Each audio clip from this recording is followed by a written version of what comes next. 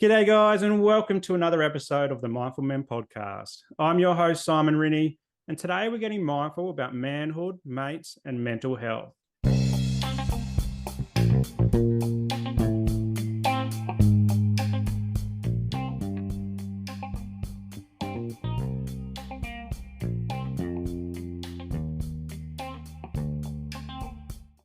And a trigger warning, because we are talking a bit about mental health today. If you do get triggered by this type of discussion, please feel free to skip this episode. That's more than okay. But if you do stick around and you do get triggered, please reach out to your support networks. Now, I'm super excited. I've got Rob Mills, who in many households across Australia is also affectionately known as Millsy. How you going, Millsy? Very well, mate. How are you? Thanks for having me. I'm good, thank you. Where are you coming from today? Where are you recording from? Mate, on the lands of the Kulin Nation people, I'm in Wurundjeri land. I'm here in Toorak in Melbourne. It sounds very toffee when I say Toorak. We've just moved here. Every time I've said Toorak, everyone's like, "Oh, very fancy." We're just in a lovely apartment my partner and I found a few months ago. We've just moved back from Sydney to Melbourne, and it's great to be back around all my family and friends again. Awesome, that's great.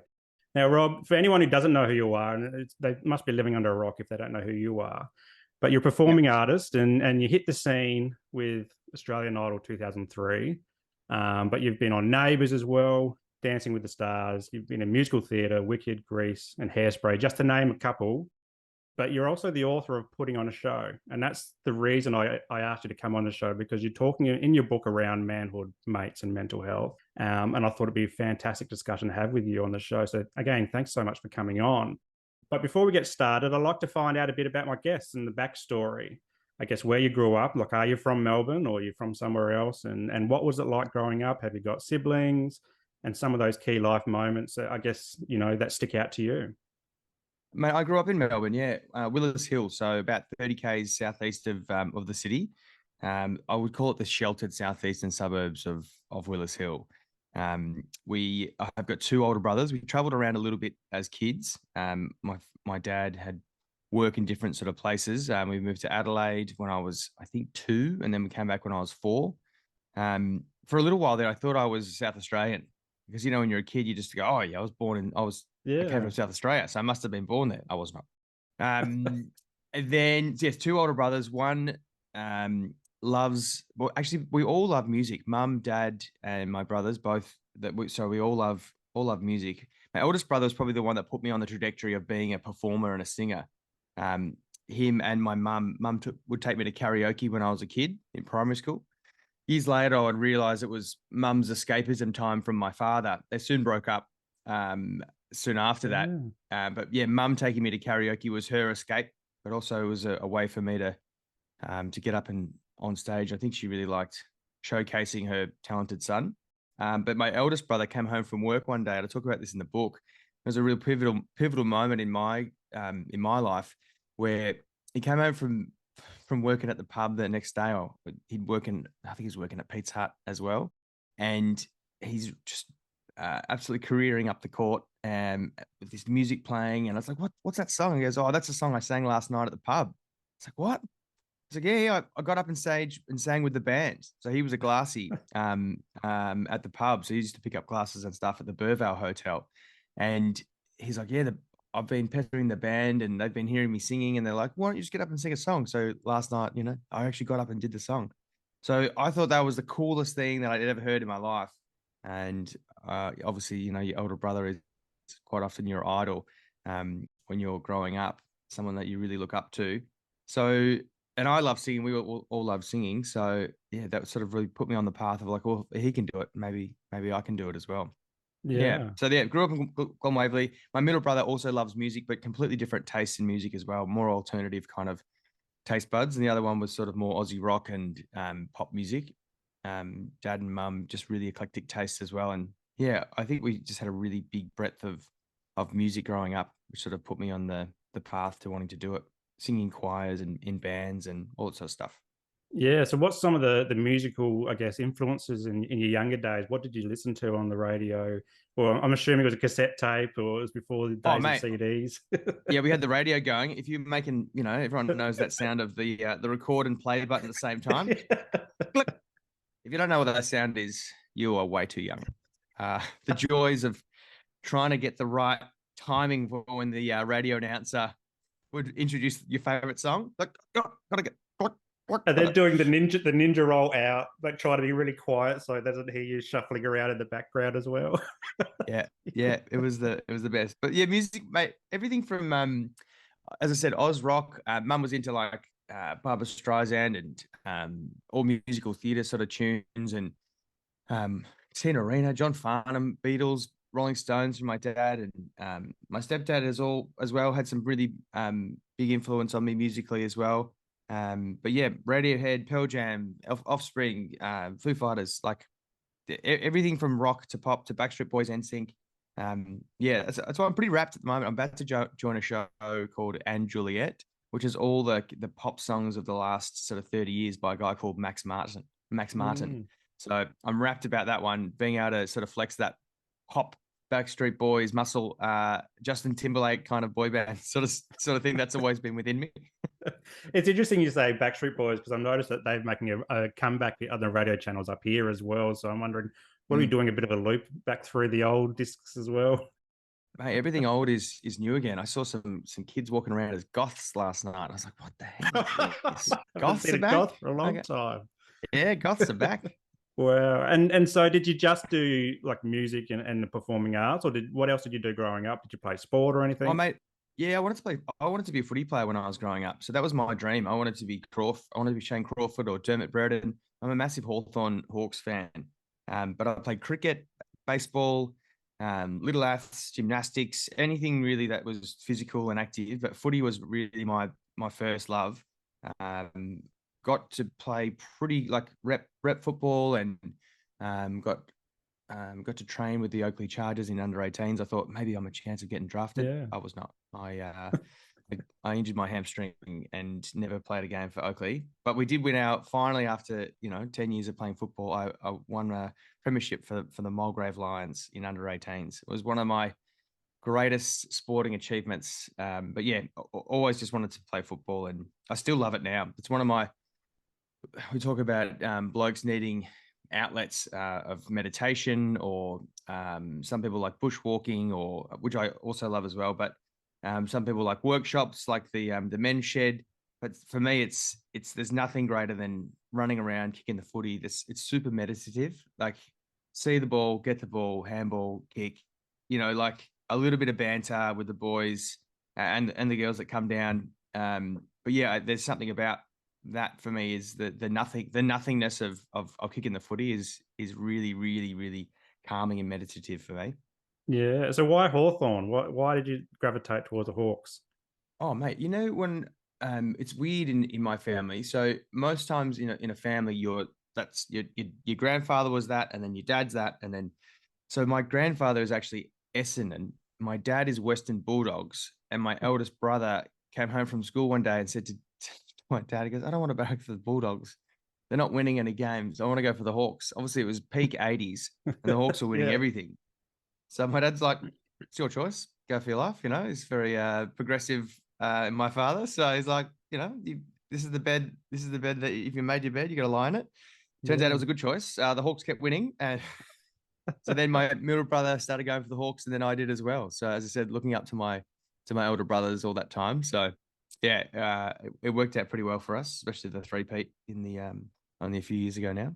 Yeah, nice. And I remember growing up playing footy myself. So I grew up in Adelaide, and before the Crows came on, my brother had this Hawthorn jersey, Darren Jarman's number on the back, and then we were pretty stoked when the Crows came on, and then a great Darren South came Australian. across. Yeah, a bit faster than his brother Andrew, but still both pretty good footy family as well. But you did the hamstring, and then you didn't play again, or you didn't play like professionally again. Like, yeah, talk us through that, because it's the dream of young blokes in Australia to play footy, particularly where I grew up and when you grew up. Like, and what was it like to just go, I've got to pivot, I'm going to do something different now?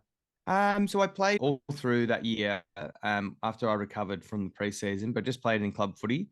I was working at a pub on Thursday nights, so I'd only train once a week instead of the 2 nights a week because I had a job. But I really loved working at that at the pub. I was just picking up glasses at a different pub, just as I said, following in the footsteps of my brother. But after we won the grand final that year, yeah, mate, it was a moment I remember sitting down with my dad and saying, "Oh, I want to play seniors," or he's like, and my band had just started playing in pubs on the weekends. Like we were doing Thursday nights, Friday, Saturday, Sunday. He's like, "Look, if you get injured on a Saturday, it means you won't be able to do the gig that night, or you won't be able to do the gig on the Sundays. You know, he goes, what if you get punched in the face or in the jaw during the grand final? I actually got Mm. a shoulder to the face. Couldn't close my jaw for about 2 months. Wow. Yeah, it was really weird. Like I was trying to eat, couldn't eat because couldn't close my mouth. He's like, what if that happens in a game from a big bloke from one of the seniors? And I went, oh, that's actually pretty good advice. So I didn't play, I didn't play in the seniors ever, because I decided, yeah, I wanted to sing. I wanted to sing in the pub, Mm. make the pub singing kind of my thing. And then a couple of years later on, it sort of all worked out. I wasn't going to be a professional football player, but I got a job and I got a gig on Australian Idol. So I still have dreams. You know, every year I'm like, maybe I'll get drafted this year. You know, maybe this is the year. I'll see my highlight reel. I'll keep sending it to Alistair Clarker. Sometimes I go down to the footy field and I get to that and I start doing talks from the goal line and just see if someone's sitting in the club that I'm playing at, like, and saying, Yeah, "Oh, let's sign this bloke up." He's only good for it is talks, but that's about it. it's a weird fantasy that blokes have, isn't it? We'll get noticed. We'll definitely get noticed. Look at these passes. I'm just drilling these passes from 50 meters To nobody. to no one. To no one. Or your Just into the 5-year-old. yeah, Oh, just drilling him in the face. the other day I was down there with my 5-year-old, and he's like, 'cause we live in Queensland, so footy's not a huge thing up here, and like I've taken him out for the first time to kick a football around, and I'm just booting it over his head just to hope that someone sees me booting this thing. My kid's like, "What are you doing?" Yeah, you're like, you know what you're doing. I'm trying to get I'm trying to get drafted. You'll see one day, son. You'll One see. day, drafted Yeah. into the Masters, maybe. All right, Yeah. well, let's talk about the book, putting on a show, Manhood, Mates, and Mental Health. Why did you think it was necessary to write a book? Where did the inspiration come from? So during the lockdown, like so many people, I was affected by uh let's just say aloneness, like Hmm. isolation. Luckily, Yeah. I did have my partner, um, but we were certainly not connecting as well as we possibly could. And then I lost two friends within a couple of weeks to cancer, and couldn't get to both funerals. One of them I drove all the way to Sydney and was turned back, and another Mm. one, just due to numbers and COVID restrictions, couldn't get to that one. And I started drinking with some friends as soon as the lockdowns were over, and I realized, oh, it was really good to catch up with friends, but the alcohol, I felt worse. I enjoyed the catch ups, but I didn't really have any conversations about the grief possibly that I was going through, or the lack of, yeah, I hadn't really processed that grief. And grief obviously comes in waves and everyone deals with it in different ways, but the alcohol just made me feel worse. So I wrote about that. I wrote about how I was feeling at the time, and mentioned, of course, Hello Sunday Morning, which is a social change Mm. movement about dealing with drinking and alcohol and addiction, I suppose, and also celebrating the people who are out using their time to the best of their ability on the weekends. I really like it. Chris Rain started that a few years ago. Um, anyway, I wrote about that. Wrote about Daybreak, the app that they created, and it got picked up by the newspapers, and I think it really resonated with a lot of blokes out there. That was the feedback that I was getting. It was like, I'm also feeling the same. Like this Mm. drinking, this. I mean, obviously, I don't think everyone was grieving the loss of friends, but they probably were grieving in a way just the lack of connection with their Mm. friends and family. So I think it really resonated. And then publisher reached out to me and said, "Would you be interested in writing some more about this sort of stuff?" And I've always had this fascination with identity of the country of Australia, how I feel like we are in our adolescence in this country, but that felt like too big of a topic to really tackle. Australia's identity. Well, we just haven't quite worked it out. We were on a really good path through the 70s and 80s and really finding ourselves as a country, and then we sort of just let it go. We sort of just yeah, we let our Uncle Sam sort of probably take over too much influence over us instead of Mm. finding ourselves. You know, yeah, in your 20s, you're looking for your influences and you find yourself. We sort of let that go for some reason. I don't know why. Whether it's the governments that we've had in place, or anyway, I could go on and on about that. But I thought, why don't I tackle what I think it is to be an Aussie man, the identity of just of blokes in general. And I realized the archetypes that we had back in the day of the 70s, the 80s. You had the Jackie Howe wearing sheep shearing bloke. You had the beach blonde Bondi surfer guy. You had the yuppie throughout the 90s. They were sort of really distinct archetypes. And then I was like, who are they now? Like I don't really identify with any of those. I mean, I'm a footy playing musical theatre guy who likes gaming. There's always a strange Venn diagram of things that I like that somehow connect. Yeah, so I wanted to find out who that is, who that bloke is, and what is mateship and how important it is that this Anzac spirit. And so I decided to interview a bunch of people that I had met over the journey, and some people that I sort of had seen on the news or looked up to and read their books. And I was like, oh, I'll just reach out and see who says yes. And I was really lucky that majority of the people just said, yeah, I'd love to talk about this stuff. So Dr. Pat McGorry, Professor Jane Perkis. I learned a lot about this new boy project that she's working on, which is trying to find all the data from all these men's health charities and finding out what works, and then hopefully turning into like a national system of these are the things that actually work. Let's implement them on a daily basis. Also, a guy called Zach Seidler, who's, I should say Dr. Zach Seidler, who's head psych at Movember, who's really good at tackling, similar to you, mate, like where men and women, and I'm generalizing here, absolutely, we look at the world a little bit differently. So one way of teaching someone about psychology and their problems is completely different to the other sex. So I think Zach's trying to work out why that is and how best to tackle it for blokes, like yourself. He had some really interesting things to say throughout the book. Tommy Harkin, who does these incredible workshops for young boys, empowering workshops called Tomorrow Man. Tyson Yunkaporta, who he wrote a book called Sand Talk, which I really, really loved. It really resonated with me, and I hope your listeners will enjoy his book Sand Talk. I thought that even the chat with him went off topic a bit and went into this chat about incels, which is in celibate, involuntary celibate men. And I'm like, oh my gosh. Anyway, that's definitely worth looking up in the book as well. It's a really fascinating topic for men who feel like they're not being heard, that they can actually go really far and really aggressive and down that path. Definitely worth looking at. And yeah, just a bunch of awesome humans like, Jamila Rizmi. And anyway, I won't rattle off all the people, but it was super fascinating to unpack a lot of things and a lot of thoughts from a lot of different people, and then reflect on it myself. I think the point of the book for me was always, how do I get the listener or the reader to learn along with me? Similar to Lee Sales' Any Ordinary Day, where she interviews all these people and she's self-reflecting. Basically, the whole point of the book is, how do I get more people to self-reflect? And the best way to do that is to show them, this is how I've done it throughout this process, and maybe you can do it along with me. Because we often we don't introspect, we don't self-reflect, we don't take stock. And especially now, like at the end of the year, now's a great time to be doing that. And hopefully, this is the kind of book that sort of can help champion that sort of thing for you. Yeah. So where did you start? What was the starting point of what you thought was an Aussie bloke when you first, I guess, put pen to paper? What was your framework to look at? I suppose you look at your own dad, and you look at your own grandfather or your stepdad. You look at the people who have influenced you. And I realized, oh, my dad's really not Ocker. And that, like, in my mind, there is this Ocker kind of Aussie bloke. I'm like, oh, my dad's not that at all. Nor was my stepdad. In fact, never once in my whole life have I ever heard my dad say, geez, look at the tits on that.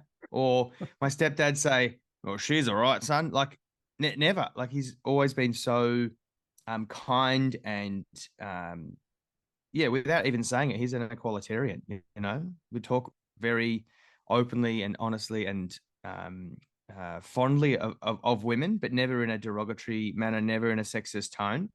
And I always thought, oh, how lucky am I to have had men like that in my life? Whereas I think a lot of men don't have that. They have a bit of the Ocker kind of bloke to look up to, and that's their only example of men. So there was that, footy coaches and teachers and also just archetypes, as I said, that you know and love from your 70s and 80s and from television, really.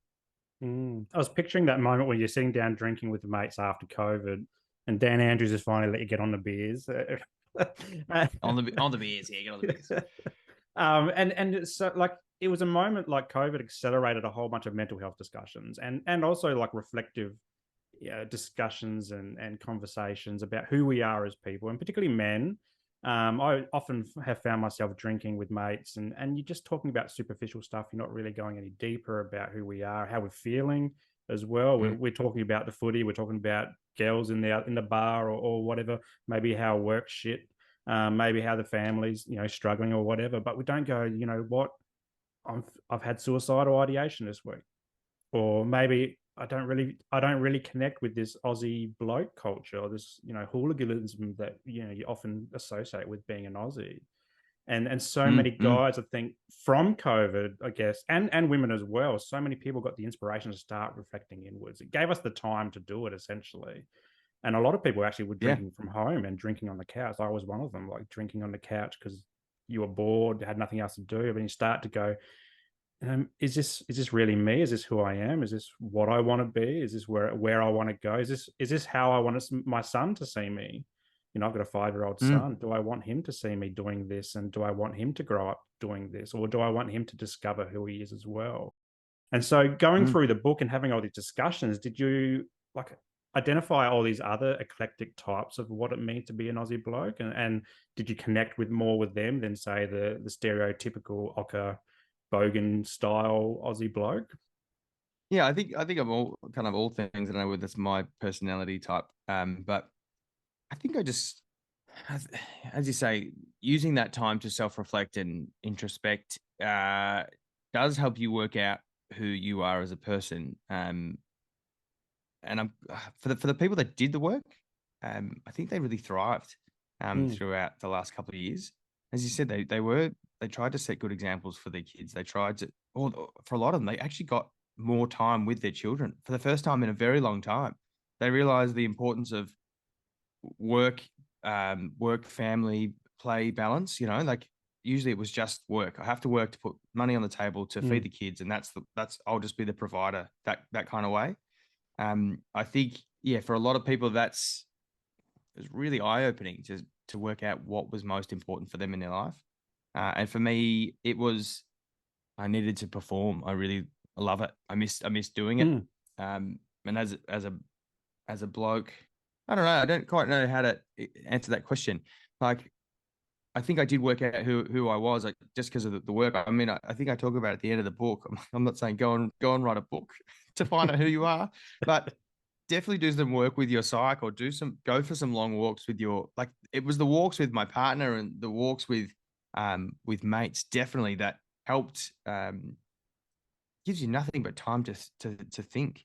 And as you're mm, saying before, at the pub, where you're distracted by the people in the bar or what's happening on the television or the footy, or it is kind of surface. When you're out in a bushwalk, there is nothing but you and your thoughts, or you and your mate. And after like an hour of small talk, it's nothing but real chat, and that's mm, where you really connect. I think what I'm hoping is that people can start to realize that's actually where you develop those really great friendships.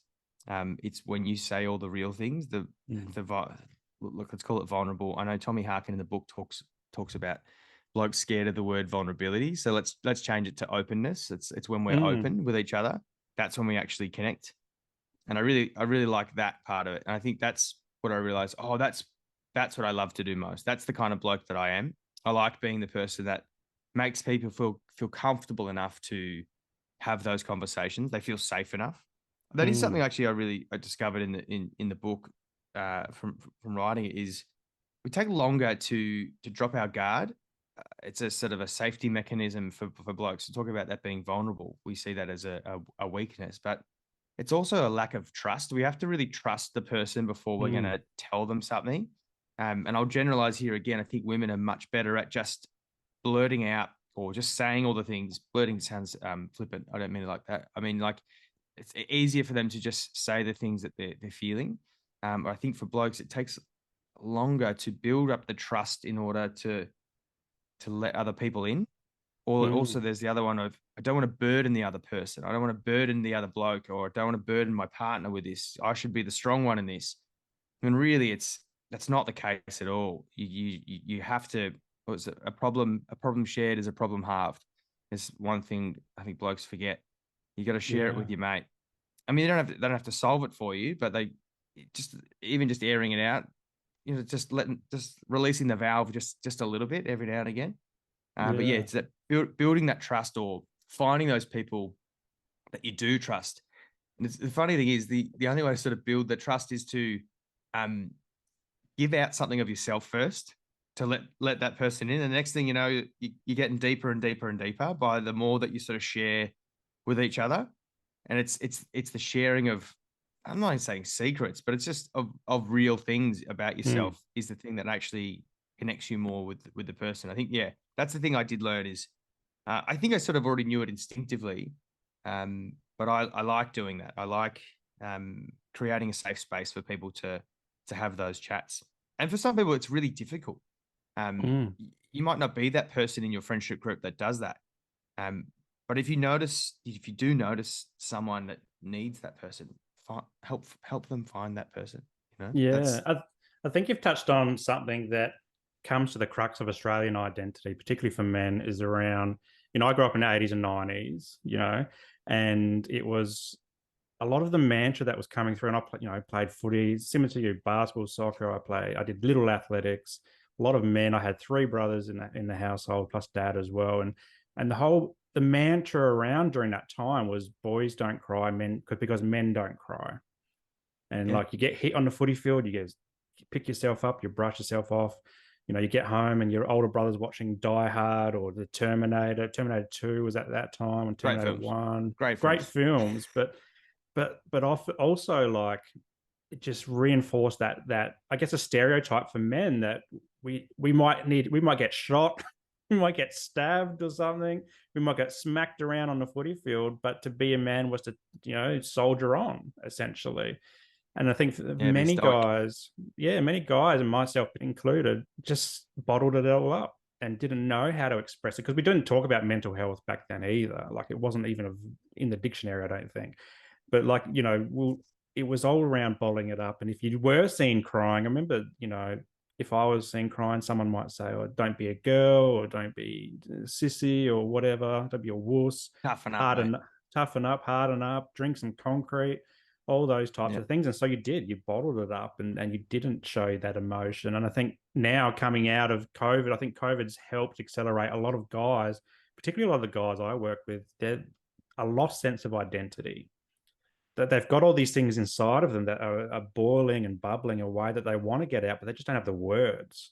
And then they kind of have lost that sense of self and then who they are as blokes, Aussie blokes. And can I talk about things and still be an Aussie bloke at the same time? There's a bit of a clash of 100%. identity Yeah, as and well. this is the thing. Is this sort of transition as we're moving into more of an equalitarian kind of existence. I think I heard Esther Perel talking about it the other day, about that there were these strong archetypes, and the men had these sort of gender roles, and women had their own gender roles. But now it's all different. It's all changed, and for the Mm, better. But there is also going to be a cost for that. Like if there's confusion about who's doing what. I think the main thing is just conversation around it, whether mm, it's with your friends or whether it's with your all the stuff that was unsaid is because everything just was the way it was. But now because we are unsure, just have the conversation with your partner, with your brother, your mum, your dad. Like the more that you can debate it, even healthy debate, critical think about around it all, the better you're gonna be. You're not going to solve it in your own brain, I don't think. no, I think no. it's best if And you have what are the expectations of you as a man with your partner? mm, What are the expectations of you in what's your role in the family, or what's your role, as I said, as a father, or just as a husband? What does that look like? And I think just ask, just having that conversation, going for those walks with your partner, or and yeah, having those conversations is so important, because then who really cares what society thinks? It's only what really matters for you and your mm, partner, or those close around your circle and what works for you. So get rid of the norms of yesteryear. The more I think, we have these conversations, the better we're gonna be. Absolutely. And we're seeing that a lot in like the dad space. Like I like talking about dads because I'm a dad. Yeah, love it, love it. But like, stay-at-home dads, like going to the shops with their kids and they might be in the pram or whatever. Like, oh, you're babysitting today. But no, I'm the primary caregiver of Just my being, child. I'm just fathering, just the normal fathering. But that's the stuff. It just takes time. That's the social change. Just takes time. I think the more that you can just own it and go, no, that's just being a dad. I sat in this men's circle, warrior within here in Melbourne, for the process of the book, and one of these blokes, we're so wrapped up in the identity of our jobs as men as well. It used to be, oh, I'm a lawyer, or I'm a doctor, or I'm a builder, and this guy just said, oh, I'm a father. Like someone said, what do you do? He goes, I'm a father. Like that's Oh, I first and love it. foremost. That's his number one job. He's like, oh, I'm a father. Yeah, but what do you do? He goes, well, that's a lot of my time is just being a dad. Also, I also work, but like that's my number one thing. I just thought that's really a great way to reframe things for blokes. Yeah, I love that. You don't hear that very often. Yeah, you hear Yeah, about the job title. And yeah, I love that. That's really good. And it's all around language. It's all around discussions, communication as well. Just as you said, like feeling the trust in somebody else or developing the trust and just start the conversation. Because the first time, like, I mean, I talk a lot about mental health on the podcast is because of my own journey. But the first time I went into the doctors was 10 years ago. The first time I went to the GP and said, I think I've got a mental health issue. And then we could trace it back over a 30-year period eventually. And that first conversation was really hard. But now I'm at the point where I feel rubbish and I'll just go to the doctor or the psych or a counselor or whoever and just talk about stuff. And now I've got a bloody podcast where I talk about it all the time, and yeah, it gets easier every time. But I think so many guys are just they're shut up shop because they haven't learned how to communicate it. And unfortunately, like the other side of the coin for that is higher rates for suicide for men. We're 75% more deaths by suicide yeah, are male. And also, I think this is a uniquely entwined statistic as well. It's around 75% of victims of family domestic violence report the male as being the perpetrator. So what these yeah. two tell me is that we just really struggle to open up and do it in a healthy way. And it can come out as violence or to ourselves or to other people. So conversations are hugely important just to unburden yourself and stop trying to outthink it, because we can never outthink. Our brains like to trip us up all the time. So Oh yeah, yeah. It is strange. It's the sort of the brain always goes just a weird self-preservation. We don't want to feel the hurt, or we don't want to feel guilt. We don't want to feel shame. So we mm, just push it into something else. A lot of things I learned as well was around guilt and shame, for blokes, and that's what it can be bottled up and turn mm, into anger, if you're not doing, because anger is actually a really effective emotion, right? mm, Certain times you're gonna need it, but it's just working out when you actually do need that. And certainly unfortunately for some men and for some women, it does come out in family domestic violence sort of situations, and I think which mm. is horrific. Whether you're predisposed to it, you've seen it in your family, in your upbringing for your life, but there is a way to sort of get through that, get the help to sort of right the wrongs.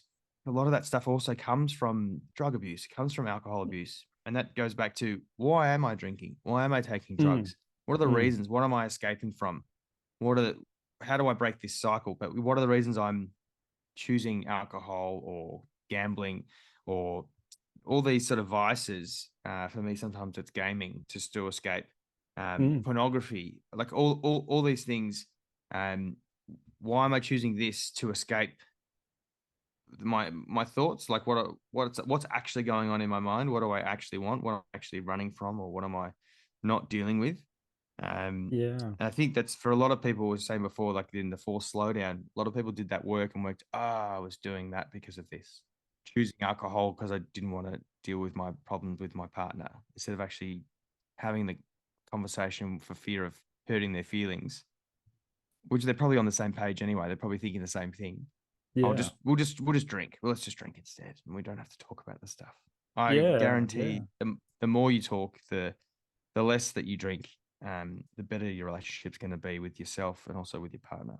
Absolutely. And I often think about that drinking is around the short-term fix, the band-aid kind of solution. Like the big night out, you might spend a couple $100 on a nice meal or beers over the bar or whatever, taxi rides, new outfit, new haircut, all this type of stuff, maybe even an apartment, whatever. And you, Mm. you might blow up to $1,000, depending on how extravagant the night is. But then a lot of people don't invest that same money into therapy, which Oh, can mate, give you long-term benefits and healing yeah, and strategies to actually deal with the stuff that you're slapping the band-aids on. yeah, I'm a huge advocate for therapy, and I know in Victoria they've done a really good job of adding more psych sessions to the rebatable government ones they've already put in place. I think they're looking at trying to retract them at the moment Mm-hmm. in government, but I know my local ministers here are doing their best to keep them. Um, yeah, I'm a big advocate for it, and putting my, I suppose, trying to walk the talk. I booked in once a month, so the first week of every month this year, I've seen my psych. So I've now, Yeah. I've done 12 sessions this year. For the first time. Usually I'll wait 3, 4 months before I pull him, and then we have a Skype session, Mm-hmm. and then I realized, what am I doing? Why am I waiting until this rage or this anxiety is building up, or this fear or whatever it is I was going through? I decided, you know what? This year, if I'm feeling good, I want to know why I'm feeling good. So if that cycle of, that first week of the month comes around, I'm feeling good. We go, all right, why am I feeling good? How's that? What are the things I'm doing this month, in the last month that have made me feel good? Let's do more of that. It's been Mm. really, really helpful. And for some people, as I said, it's a counselor. Some people, it might be a hairdresser. Some might be a best mate. You might not need a professional to help you with this, but if you do need one, um, they're definitely out there, and they don't have to be just face to face. As I said, mine's just on Skype. I see a psychotherapist, not a Mm-hmm. psychologist. Just find the right one that works for you. I don't think a Reiki master is going to get you there, but It could. each, You never as I know. said, each to their own. Whatever helps you in your frame of mind. But I really enjoy having the chats. Mm. And I also really enjoy not having to take on someone else's stuff. Usually, when you're catching up with a friend, you offload your stuff and then they load their stuff. So you're like, oh, God, now I've got more Mm. stuff. The good Try thing to get about the rid of it psych is, all. and you pay for it, but you don't have to take on any of their stuff. It's like, Yep. great. What's some of the things that you've learned through therapy and through the book as well? Like it's just writing about yourself and about the things that trigger you, but also the things that work for you in terms of recovery as well. The things that work for me, moving, exercise, getting that sort of natural dopamine, the endorphins up from through exercise. People talk about water. Water is very important as well. Just drinking lots of water throughout the day. I don't want to go too cliche, but yeah, exercise and water, super important. Less screen time, Mm-hmm. more nature. So there's the phones and the social media apps. I think everyone knows this, but they're designed to keep you on there. So they'll give you like these little dopamine hits, and that's why you keep scrolling. You're getting these little hits, kind of like cigarettes. Like you're getting a little Mm. hit of joy, nicotine, and the dopamine is racing through your brain, right? So you're like, oh, I'll keep this going. But after a while, you're fatiguing that sort of dopamine. And also, you're having these really weird thoughts of FOMO, like your fear of missing out. Why aren't I doing that? Sort of entitlement. Mm. Why aren't I getting that? Why isn't my life like that? No one's life is like that. And the only way to do that is to put down your phone and to go out and live your life. So I would say, yeah, putting the phone down, putting limits on your social media time, or um, trying to do something for others. There's something, especially this time of year, it's the season for giving. I would say go and donate your time, go and donate some blood, go and work in a food bank, go and soup kitchen. Um, like if it's once a year, you do it, great. If that spurs you on to do it more often, do some community driving. Do like help out your neighbor. Um, Mm. you'd be amazed at how good you feel from helping other people. We Yeah. in a world at the moment where we're all just trying to self-serve and how do I promote me and my product and my things and elevate my followers and get more likes and it's exhausting. It is. And I guarantee it, you will feel better if you just go and help someone else, just even for a couple of hours or an hour, or like it is amazing. The joy that you get from helping others. So, and also that you can be both. Like you can be the guy who wants to talk about feelings and stuff, but you can also be the bloke who loves to banter. And I think it's super important for blokes to remember that. Gussie Warland talked about blokes probably at a 0% real chat at the moment, where there's so much banter going on, there's no real chat. He goes, if I could just get to 5% real chat. And I said, oh, probably like 15 to 20% real chat, but that's just me. But at a bare minimum, let's should make it 5%. But we do need that banter. Don't lose that. And I don't think you're not gonna lose that. So for blokes who are out there scared about talking out their feelings, it's okay. Find that mate that you trust, or because I guarantee it, if you open up, they will also share something as well. Be the catalyst in your friendship group if there isn't one. Take one aside. You don't have to do it in a big group situation, but just take one aside, and especially if you see something that's changed in their behavior. That's one of the things I've learned is the importance of regular check-ins as well.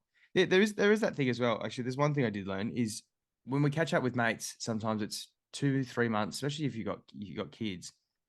And you just get the best bits, you get the sound bites, you get the Instagram kind of version of their life.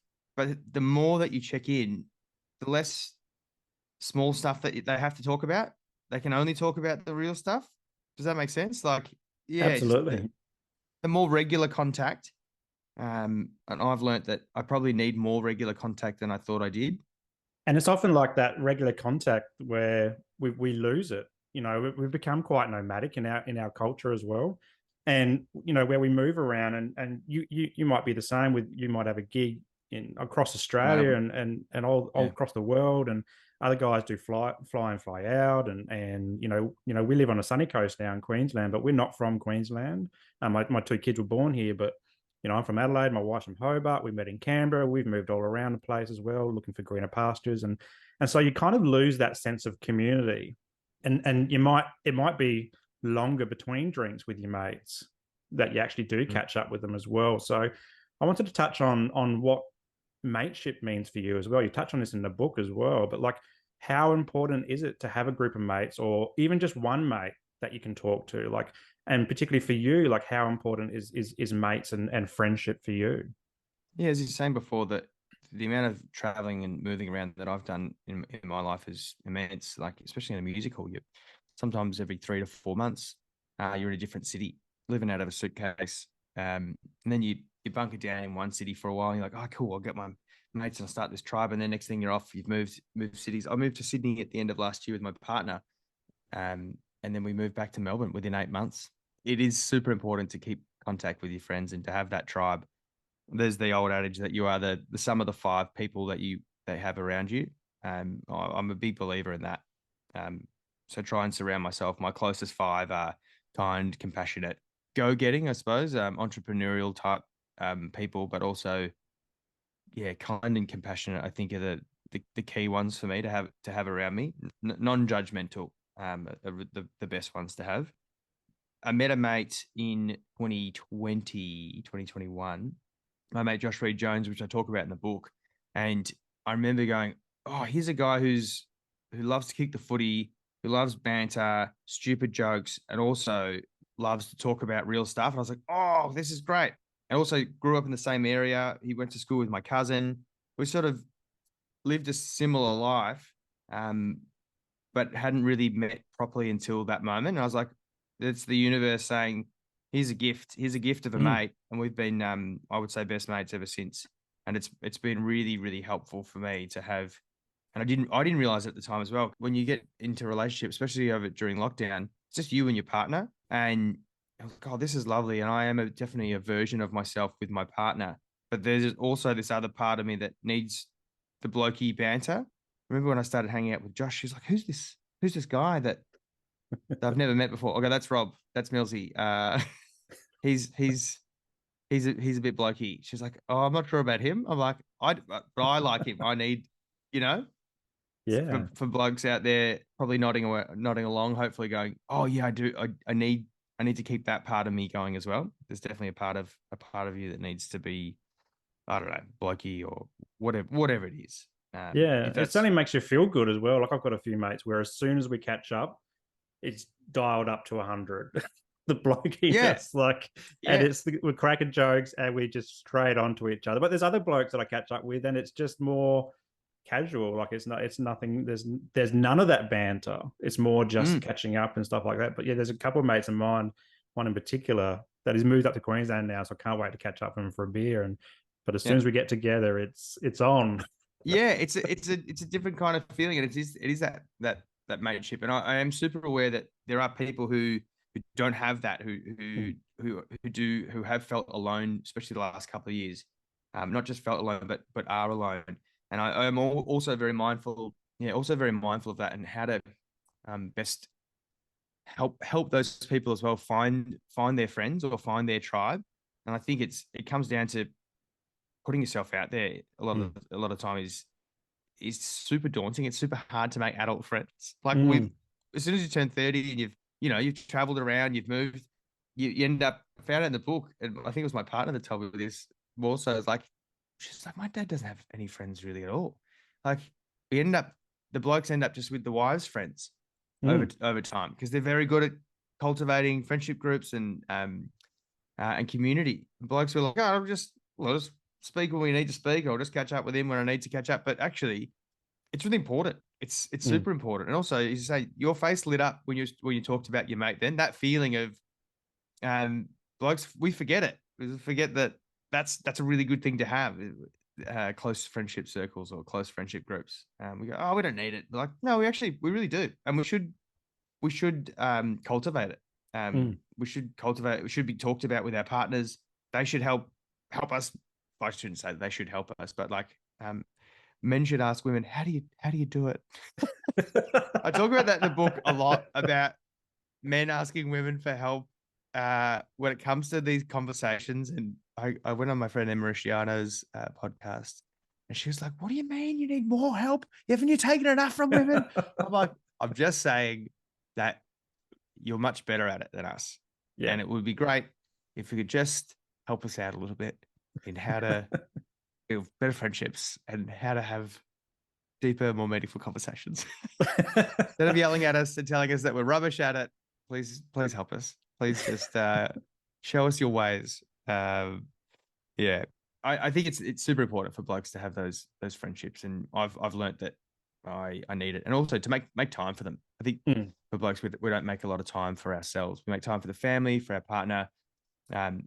I took on my brother the other day, and he said one of his mates plays golf every Sunday morning, and there are all these blokes going, "Oh, how do you manage that? How'd you get out of?" And he just said, "My wife realizes that this is really important for me. Mm. I need this for me. That she looks after the kids, in that 4 hour window, or whatever it is, and I get to have some time with my mates, and that makes them a better couple because of it. Instead of going, oh, I can't believe you're having that time. Like, no, it's going to make him a better man, better bloke, better father, because he gets to have the time away from it. And I think that's Mm. really important conversation to have for blokes to have with their partners about what you actually. I mean, look, there are limits and there's compromise. I'm not saying just go and do whatever the hell you want. Yeah. You still need to. There definitely needs to be some compromise. But if it's something that you actually really need, put your hand up and say, I need this. I think I really need this for me. And don't be afraid to have that conversation with your partner. As I said, I think it's the more honest and truthful that you are, the better that you're going to connect with yourself, but with your partner as well. Absolutely. I love how you said that. And particularly making time. Like there's so much time in the day that we just waste on things Oh, like social media. Yeah, exactly right. Yeah. And so there is plenty of time in the day. And if you're in Queensland, the sun's up at 4:30 in the morning. So you can start there. But we don't have yeah. the late night, like you guys are on daylight savings, and so your sun's up until the evening. So you can go out in the evening as well and stuff like so. There's plenty of time. It's just it's just putting it in the calendar as well. Just schedule it in and actually just commit to it. And if you and I'm like this, I get a bit of social anxiety as well. But yeah, just stepping out of your comfort zone and just trying something new, trying something that you've always wanted to do but you've never done it can be a great way. And Oh that's why yeah. they have community groups and sports clubs and all that, because there's other people who are just the same, that they just like to give things a go and try it. So sporting groups are actually a great way to do that if you are feeling a bit lonely, a bit disconnected. Even if you're not playing, just volunteering or something like that is a great way to Yeah. connect. Yeah, absolutely. Communities are super important, and as I said, we've moved away from the community kind of groups and sporting clubs. I don't say we have moved away, but like we have a little bit, compared to what we used to be. We're more individually kind of minded at the moment, but I think there is this crying out, what is missing? Like everyone's going, what are we missing? Like that's what we're missing. We're missing that connection. We're missing community connection. And yeah, for the brave, it's super rewarding. Like that's all I can say. Yeah, the more times that I've gone out and put myself out there and met people, and yeah, it's super rewarding. And for the introverts out there, it's super exhausting, but rewarding at the same time. but rewarding. Yeah. And it circles around to improve mental health, improve less feeling of loneliness, other outlets to release some of the stuff and in healthy ways, but also opening our eyes to new perspectives of the world. And that's why I love to have men and women on the show to share their stories, because men, we need different perspectives about life. We can't just assume that we can only hear about man stuff from a man. Like, females are good and our kids are good. Like I've had Gus on the show, my son Gus, just hearing him from a kid's perspective, what life means to him and what he's interested in, all that type of stuff.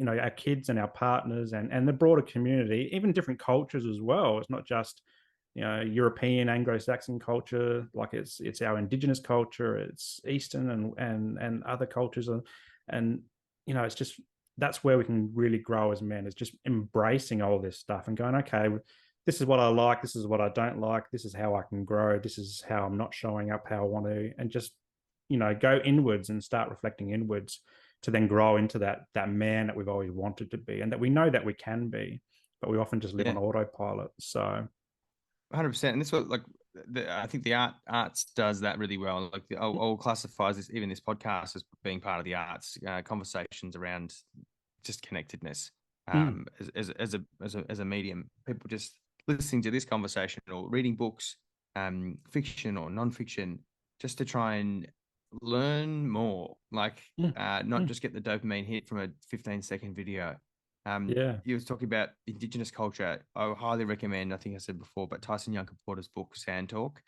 Really, really great book if you want to learn more about Indigenous culture and how we can implement those sort of things in our Western society. There's some really beautiful interviews that he did with people and really great understanding. I was like, oh, this is excellent. It's a fantastic book. I'll find the link and put it in the show notes so that people can, click on it and purchase it if they want to check it out. Rob, I've really enjoyed this discussion. It's been really insightful into your journey, but also, things around masculinity and mateship and mental health. I really appreciate your time. Thinking about, I guess, what's coming up for you. What's happening for you in 2023? We're recording this in December 2022. So have you got some big things on the cards, things that you're okay to share? And also, where can we get your book as well? Oh, yeah, okay. The book should be at all good and bad bookstores. There should be, I think you can find it on Amazon, Booktopia. It's on Audible. It's on a bunch of different streaming services as well that you can listen to the book. I did there's a couple of extra bits I sort of added throughout reading the book. When you're reading it out loud, you're like, oh, I'll just say that a bit different. Or, yeah, my mate listened to it the other day. He goes, I could tell when you went off script. So I was like, oh, that's good. I do a little bit, but some of it just needed a bit more of a thought bubble at the end of some of the sentences. You can find the book there. It's called Putting on a Show. And also I'll be putting on a show. I'm doing And Juliet. I'm playing William Shakespeare in a brand new musical, a sort of a retelling of Romeo and Juliet, which I'm really looking forward to. It's this sort of William Shakespeare wanting to write this beautiful tragedy and his wife saying, what if she doesn't kill herself at the end though? Because they just met, and what if she just doesn't and goes off and meets the actual real love of her life.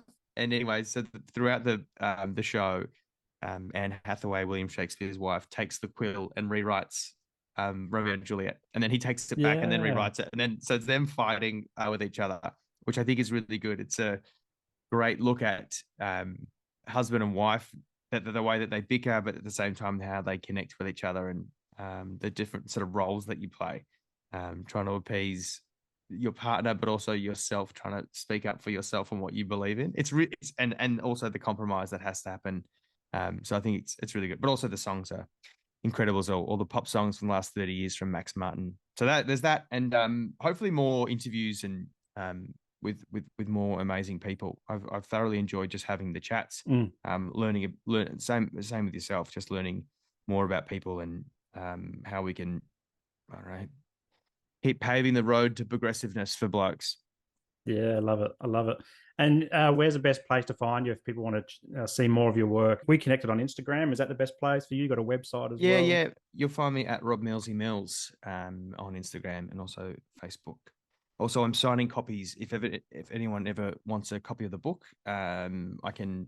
Yeah, I've been sending them out. I've set up a PayPal account. I feel like a business owner, where I do like personal messages for people for the book. So yeah, it's great. Awesome, wonderful.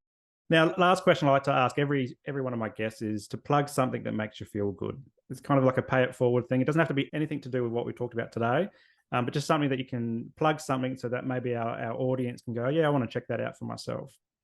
Oh, okay. I've already said Tyson Younger Porter's book. I will say there's two things. I would say check out my friend Josh Reed Jones's charity, Just Be Nice. And then I'll also say my friend Ben Abraham, who I think is an excellent singer-songwriter in Australia. He is very much unknown, but also incredibly gifted in the music circles. He is definitely well known. He wrote Brain for Kesha. He wrote a bunch of stuff for Ben Platt.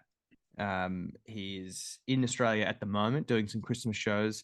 But yeah, he is. I think he's actually going to perform on Carols by Candlelight this year. Finally, cool. He usually awesome. turns the pages for John Foreman, but this year, after years of campaigning, I've got him there to sing this year. So I'm very excited. He is, he's one of the great singer songwriters in this. I mentioned him in the book as well. He's an incredible young man. Awesome. Love it. Well, Rob, thanks again for your time. I really appreciate it. And all the best for the holiday period. Hopefully see you on the telly. I'm sure we'll see you on the TV. Are you doing any of the Carols by Candlelights or anything like that? Yeah, I'll be doing Carols by Candlelight. I'm in a few sections. I do the kids section. I think I'm hanging out with Santa again, which is exciting. I do love hanging out with Santa. And then also with my friend Bobby Fox. So I can't wait for that. Awesome. Thanks, Rob. Really appreciate it. Thanks, mate.